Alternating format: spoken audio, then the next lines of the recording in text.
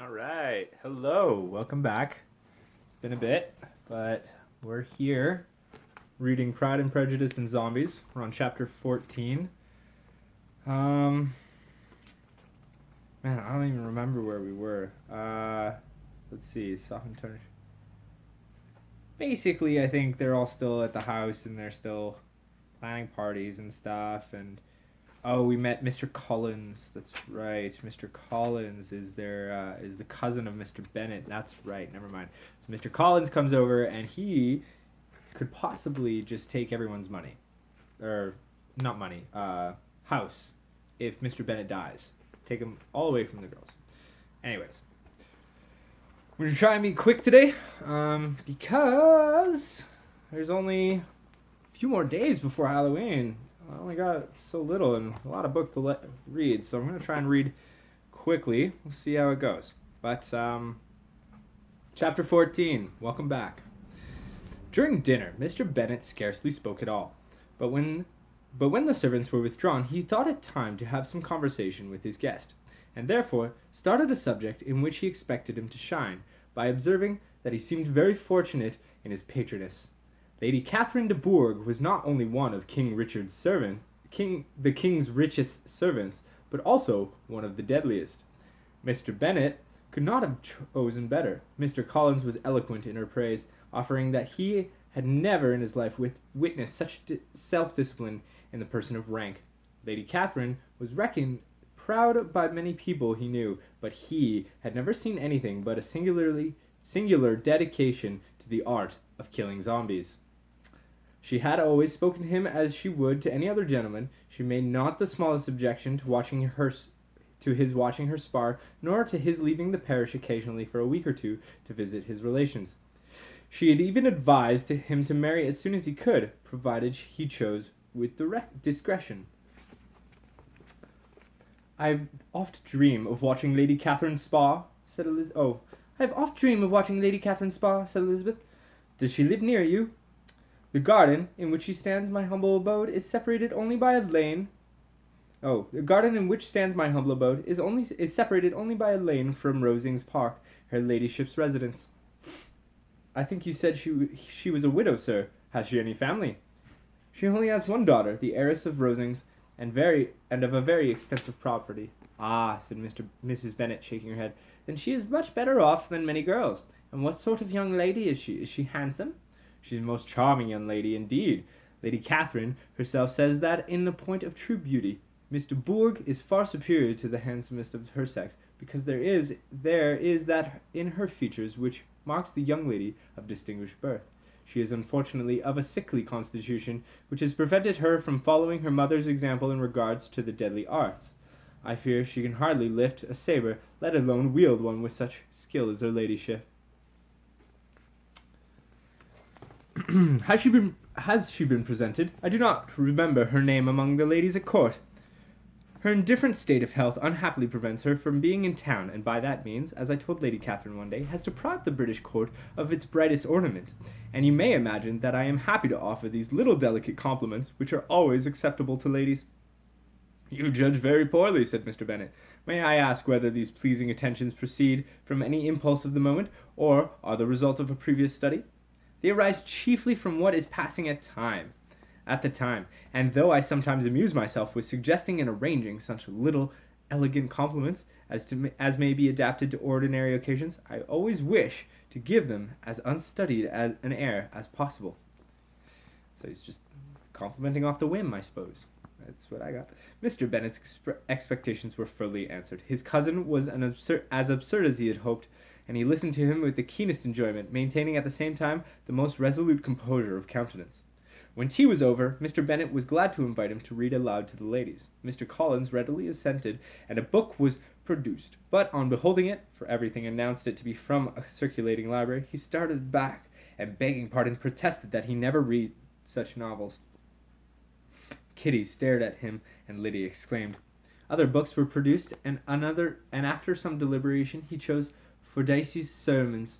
Lydia gaped as he opened the volume, and before he had, with very, very monotonous solemnity, read 3 pages, she interrupted him with, Do you know, Mamma, that my Uncle Phillips talks of an additional battalion coming to join Colonel Forster's. My aunt told me so herself on Saturday. I shall walk to Meryton tomorrow to hear more about it, assuming one of my sisters is willing to join me. Lydia was bid by her two eldest sisters to hold her tongue, but Mr. Collins, much offended, laid aside his book and said, I have often observed how little young ladies are uninterested by books of serious stamp. I will no longer importune my young cousin. Then, turning to Mr. Bennet, he offered himself as his antagonist at backgammon. Mr. Bennet accepted the challenge, observing that he acted wisely in leaving the girls to their own trifling amusements. Mrs. Bennet and her daughters apologized for Lydia's interruption, which claimed Mrs. Bennet would have earned her 10 wet bamboo lashes had she still been under the tutelage of Master Lou. They promised that it should not occur again, if he would resume his book, but Mr. Collins, after assuming that he bore his young cousin no ill will, and should never resent her behavior as an affront, seated himself at another table with Mr. Bennet, and prepared for backgammon. Chapter 15. Mr. Collins was not a sensible man, and the deficiency of nature had been but little assisted by education or society. The greatest part of his life having been spent under the guidance of a brave but illiterate father, and though he belonged to one of the universities, he had oft borne the condemnation of his peers for a perceived lack of bloodlust. The subjection in which his father had brought him up had given him much knowledge of the art of combat, but it was as good a deal counteracted by his weak head, fleshy figure, and now the ease of his current patronage. A fortunate chance had recommended him to the Lady Catherine de Bourgh, who had been forced to behead her previous rector when he succumbed to the walking death. Savage. I want to meet Lady Catherine. Having now a good house and a very sufficient income, he intended to marry, and in seeking a reconciliation with the Longbourn family, he had a wife in view, and he meant to choose one of the daughters. If he found them as handsome and amiable as they were represented by common report. This was his plan of atonement for inheriting the father's estate, and he thought it an excellent one, full of eligibility and suitableness, and excessively generous on his own part.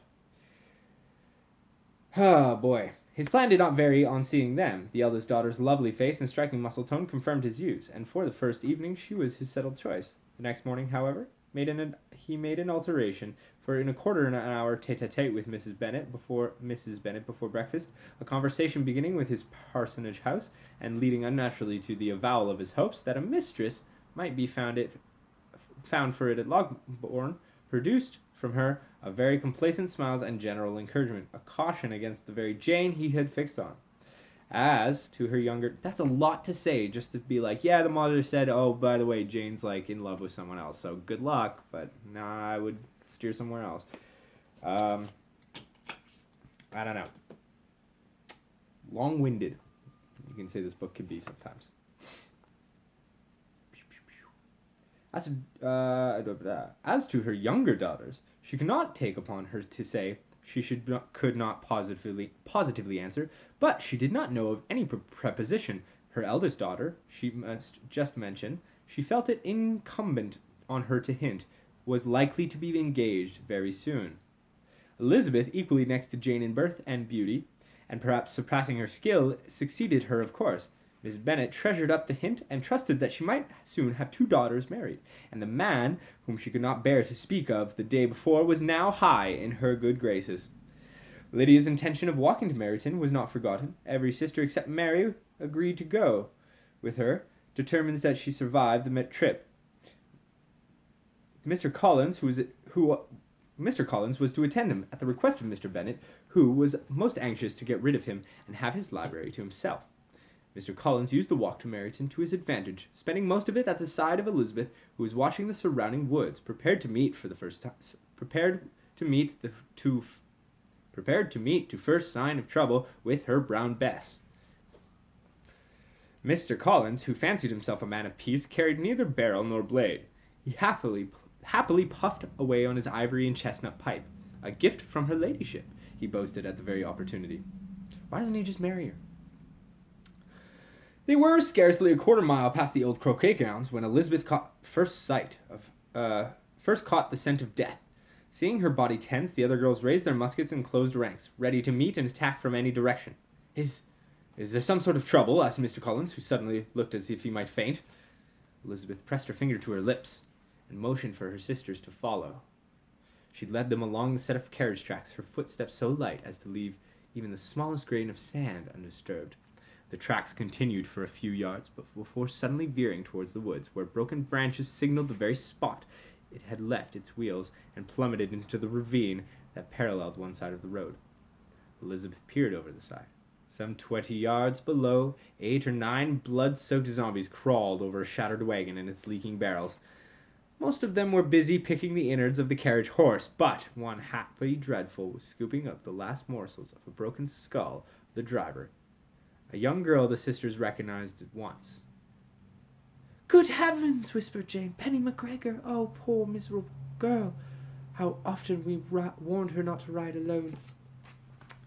Oh, Penny McGregor. Penny McGregor had delivered lamp oil to Longbourn and most of the estates within 30 miles of Meryton, since she was scarcely old enough to talk. The McGregors owned a modest home not far from the town, where they daily received cartfuls of whale blubber, processed it into lamp oil and fine perfumes. The smell was unbearable, especially during summer. But their goods were desperately needed, and the McGregors were known to be among the most pleasant people in all of Hertfordshire.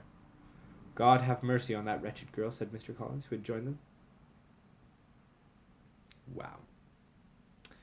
"Can we just be on our way?" asked Lydia. "There's no helping her now. Besides, think of how dirty our dresses will get if we have to go and fight in that awful ravine." As Jane expressed her shock at such sentiment, and Kitty argued in favor of it, Elizabeth took the pipe from Mr. Collins's mouth, blew on the glowing tobacco, and threw it over the side. "That was a gift from her ladyship!" he cried, loud enough to draw the attention of the zombies. They looked up and let loose their terrible roars, which were cut short by a violent fiery explosion as pipe and oil met. Suddenly, engulfed, the zombies staggered about, flailing wildly and screaming as they cooked. Jane raised her brown bess, but Elizabeth pushed the barrel aside. "Let them burn," she said. "Let them have a taste of eternity." Turning to her cousin, who averted his eyes, she added, "You see, Mr. Collins, God has no mercy, and neither must we." Though angered by her blasphemy, he thought better of saying anything of the matter, for he saw in Elizabeth's eyes a kind of darkness, a kind of absence, as if her soul had taken leave, so that compassion and warmth could not interfere. Upon entering Meryton, after stopping at the McGregors to deliver the unhappy news, the eyes of the younger ones were immediately wandering up in the street in quest of the officers, and nothing less than the very smart bonnet, indeed, of the wail of the undead could recall them. But the attention of every lady was soon caught by a young man whom they had never seen before, of most gentlemanlike appearance, walking with another officer on the other side of the way. The other officer, Mr. Denny, was known to Lydia, and he bowed as they passed. All were struck with the stranger's air, all wondering who he could be. And Kitty and Lydia, determined to find out, led the way across the street under pretense of wanting something in the opposite shop, and fortunately had gained the pavement when the two gentlemen, turning back, had reached the same spot.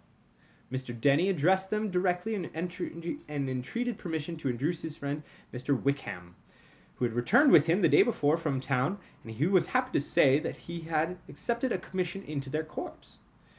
This was exactly as it should be, for the young man wanted only regimentals to make him completely charming. His appearance was greatly in his favor. He had all the best part of beauty, a fine countenance, a good figure, and very pleasing address. The introduction was followed up on his side by a happy readiness of conversation, a readiness at the same time perfectly correct and unassuming, and the whole party were still standing and talking together very agreeably when the sound of horses drew their notice, and Darcy and Bingley were seen riding down the street. On distinguishing the ladies of the group, the two gentlemen came directly towards them and began the usual civilities. Bingley was the principal spokesman, and Jane Bennet the principal object. He was then, he said, on his way to Longbourn to inquire after Mr. Darcy, corroborated into corroborated it with a bow and began. Oh my gosh, let me just restart that sentence. He was then, he said, on his way to Longbourn on purpose to inquire after her. Mr. Darcy corroborated it with a bow, and began to determine not to fix his eyes on Elizabeth, when they suddenly arrested by the sight of the stranger. Oh my goodness. The English is just so much, it's like. Elizabeth happened to see the countenance of both as they looked at each other, so slight as to escape all but her highly trained eye. Both changed color. One looked white, the other red. Mr. Wickham, after a few moments, touched his hat, a salutation with which Mr. Darcy just deigned to return. Elizabeth could tell by the minuscule twitches of Darcy's sword hand that he had briefly flirted with the notion of drawing his blade. What could be the meaning of it? In another minute, Mr. Bingley, without seeming to have noticed what passed, took leave and rode on with his friend. Mr. Denny and Mr. Wickham walked with the young ladies to the door of the Phillips' house, and they made their bows, in spite of Miss Lydia's pressing entreaties that they should come in, and even in spite of Mrs. Phillips throwing up in the parlor window and loudly seconding the invitation. Throwing up the parlor window. Throwing up the parlor window. She didn't throw up in it. Got it. Woo, come on in. Mrs. Phillips was always glad to see her nieces, and the two eldest from the recent absence were particularly welcome. Her civility was claimed towards Mr. Collins by Jane's introduction of him. She received him with the very best politeness, which he returned with as much more, apologizing for his intrusion, without having any previous acquaintance of her. Mrs. Phillips was quite awed by such an excess of good breeding, but her contemplation of one stranger was soon put to an end by exclamations and inquiries about the other, of whom, however, she could only tell her nieces what they already knew, that Mr. Denny had brought him from London, and that he was to have a lieutenant's commission with the regiment, which was presently engaged to the north. She had been watching him the last hour, she said, as he walked up and down the street, and had Mr. Wickham appeared, Kitty and Lydia would certainly have continued the occupation. But, unluckily, no one passed windows except for a few of the officers, who, in comparison with the stranger, were become stupid, disagreeable fellows. Some of them were to dine with the Phillipses the next day, and their aunt promised to make her husband call on Mr. Wickham, and give him an invitation as well, if the family from Longbourn would come in the evening. This was agreed to, and Mrs. Phillips protested that they would have a little bit of hot supper, and a nice, comfortable, noisy game of Crypt and Coffin. Ooh, a game of Crypt and Coffin. Teach me how to play. The prospect of such delights was very cheering, as they parted in mutually good spirits. As they walked home, Elizabeth related to Jane what she had seen pressed between the two gentlemen, but though Jane would have defended either or both, had they appeared to be in the wrong, she could no more explain such behavior than her sister. Chapter 16. Ooh la la. Actually, how long is it? Let's see. That's a long chapter. It's a long chapter. I think it'll take too long to read, so just gonna stop that right there and then start another one. So thanks. Part 5 done. Let's go on to part 6. See ya.